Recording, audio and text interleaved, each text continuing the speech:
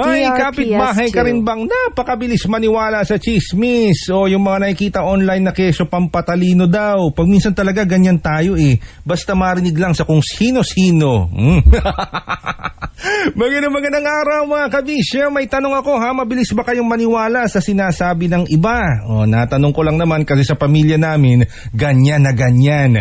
May tita ako na ang bilis maniwala sa mga nababasa online. Ang sabi, pare-parehas lang daw ang mga gamot. Sabi ko nga sa kanya, tita, kung pare-pareho lang ang gamot, bakit yung iba hindi gumagana? Wag basta maniwala sa sabi-sabi lang. Ang gamot dapat chinecheck at tinatanong, safe ba yan? Effective ba yan? Kaya para sa akin, kung may paniniwalaan, yung may pruweba na dapat may alaga sa bawat proseso. Nakapunta na ako sa planta ng Unilab at nakita ko ang research, pagbusisi at paggawa nila sa daan-daang gamot at vitamin brands nila. Isipin mo may mahigit 160 dedicated quality assurance experts sila na tumitingin at nagche-check lang sa quality. Hindi lang isa o dalawa, daan-daang mata ang nakabantay at same level of quality checks kung gamot, vitamins o pang-maintenance pa. Kaya kami sa pamilya, Unilab na noon pa. Kaya mga kabisyo, di pwede sabihin na pare-pareho lang ang quality. Pagdating sa gamot at vitamins,